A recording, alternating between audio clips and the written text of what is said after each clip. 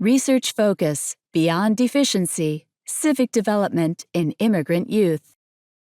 In 1996, Cynthia Garcia Call and her colleagues authored a landmark article in which they called for attention to minority children and their developmental competencies. The late 1990s were generally years during which many developmental scholars called for a broadening of developmental psychology, away from one-size-fits-all theories based on the majority culture, and toward more attention to the overlooked and distinctive competencies of minority groups. Garcia Call and her colleagues argued that, measured against the standards of the majority, children of minority social class, culture, ethnicity, or race were often found to be deficient.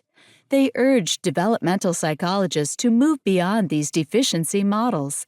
Specifically, they encouraged new theory and research that start by taking into account social position variables, such as class, and that aim to uncover developmental competencies. Research on civic development has seen changes according to the approach urged by Garcia Call and her colleagues. Traditionally, research on civic involvement focused on voting and support for political parties. By these measures, there is little reason to pay attention to children or adolescents since they cannot vote. Indeed, for a long time, there was very little research on civic development. Essentially, the mainstream models pertain to politics and adults.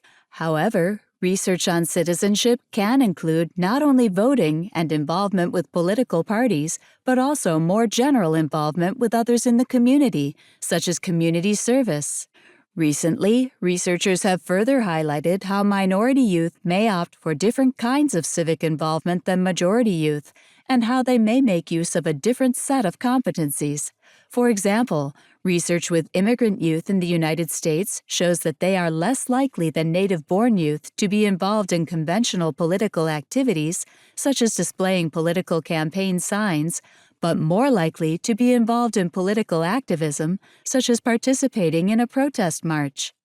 Immigrant youth are also more likely to be involved in civic activities where they put to use their multilingual and bicultural skills, such as translating documents.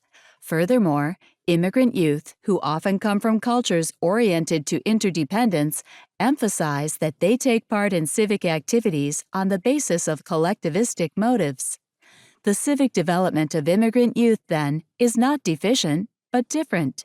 It involves distinctive behaviors, motives, and skills that contribute to positive civic development.